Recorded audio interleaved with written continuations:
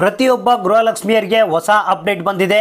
ಹೌದು ಸ್ನೇಹಿತರೆ, ಇವತ್ತ ಮೇ 6ನೇ ತಾರೀಕು ಮಂಗಳವಾರ ನಿಮ್ಮ ಖಾತೆಗಳಿಗೆ ಗೃಹಲಕ್ಷ್ಮಿ ಯೋಜನೆಯ 4,000 ಹಣ ಜಮಾ ಆಗ್ತಾ ಇದೆ.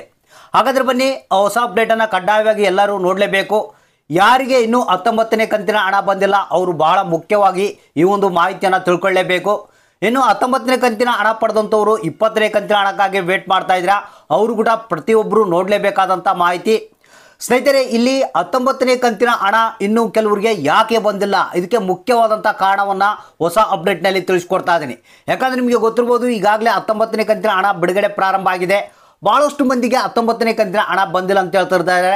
ಅದಕ್ಕೆ ಈ ಒಂದು ಹೊಸ ಅಪ್ಡೇಟನ್ನು ನೋಡಿದರೆ ನೀವು ಕಡ್ಡಾಯವಾಗಿ ಏನಾದರೂ ತಪ್ಪು ಮಾಡಿದಿರಾ, ಯಾಕೆ ಹಣ ಬಂದಿಲ್ಲ 19ನೇ ಕಂತಿನ ಹಣ ಅನ್ನೋದು ಗೊತ್ತಾಗುತ್ತೆ, ಮತ್ತು ಏನು ಮಾಡಿದರೆ ಹಣ ಬರುತ್ತೆ ಅನ್ನೋದ್ರ ಬಗ್ಗೆ ಕೂಡ ಇಲ್ಲಿ ಮಾಹಿತಿಯನ್ನು ತಿಳಿಸ್ಕೊಡ್ತಾ ಇದ್ದೀನಿ.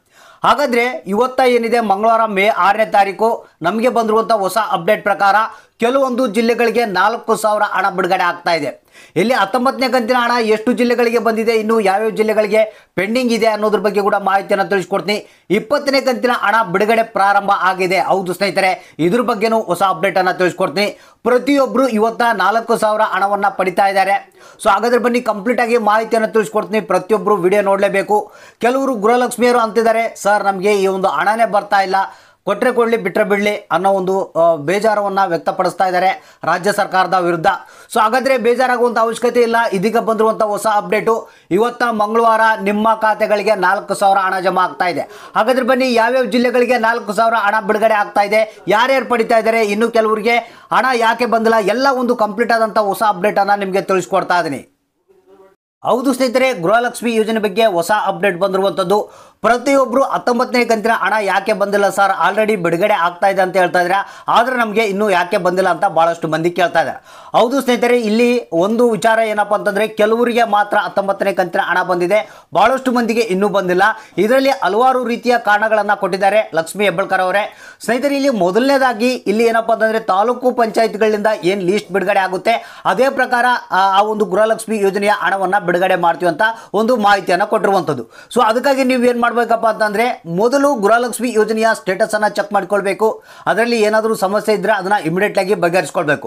ಎರಡನೇದಾಗಿ ನಿಮ್ಮ ಹತ್ತಿರದ ತಾಲೂಕು ಪಂಚಾಯತ್ಗಳನ್ನು ವಿಸಿಟ್ ಮಾಡಬೇಕು. ನಿಮ್ಮ Aadhaar card, ration card, Gruhalakshmi ಯೋಜನೆಯ ಅಕ್ನಾಲಜ್ಮೆಂಟ್ ಕಾಪಿ ಇದ್ರೆ ಅದನ್ನು ತೆಗೆದುಕೊಂಡೋಗಿ, ಸರ್ ನಮಗೆ ಈ ರೀತಿಯಾಗಿ ಹಣ ಬರ್ತಾ ಇಲ್ಲ ಅಂತ ಹೇಳಿದ್ರೆ ಅಲ್ಲಿ ಒಂದು ಸರಿಪಡಿಸುವಿಕೆ ಮಾಡ್ತಾರೆ. ಸೊ ಆ ಒಂದು ಆದ ನಂತರ ನಿಮ್ಮ ಖಾತೆಗಳಿಗೆ ಹಣ ಬರುತ್ತಂತ ಒಂದು ಮಾಹಿತಿ ಕೊಟ್ಟಿರುವಂಥದ್ದು. ಕೆಲವರಿಗೆ ಟೆಕ್ನಿಕಲ್ ಏರರ್ಸು, ಇನ್ನು ಕೆಲವರಿಗೆ ಬ್ಯಾಂಕಿನ ಒಂದು NPCI ಮ್ಯಾಪಿಂಗ್ ಫೇಲ್ಡ್ ಅಂತ ಬರ್ತಾ ಇದಂತೆ.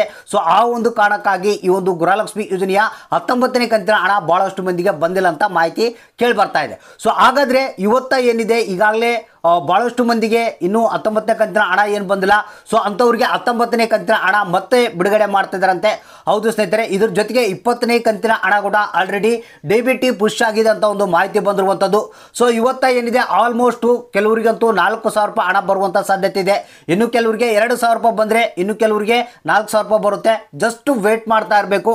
ಯಾಕಂದರೆ ಈಗ 19 ಮತ್ತು 20ನೇ ಕಂತಿನ ಹಣ ಪ್ರಾಸೆಸ್ನಲ್ಲಿದೆ, ನಿಮ್ಮ ಖಾತೆಗಳಿಗೆ ಜಮಾ ಆಗುತ್ತೆ. ಸೊ ಇಲ್ಲಿ ಯಾವುದೇ ಜಿಲ್ಲೆಗಳ ಹೆಸರುಗಳನ್ನು ಮೆನ್ಷನ್ ಮಾಡಿಲ್ಲ, ಯಾಕಂದರೆ ಇಂಥ ಜಿಲ್ಲೆಗಳಿಗೆ ಬಿಡುಗಡೆ ಮಾಡ್ತದಂತೆ ಯಾವುದೇ ಮಾಹಿತಿ ಕೊಟ್ಟಿಲ್ಲ.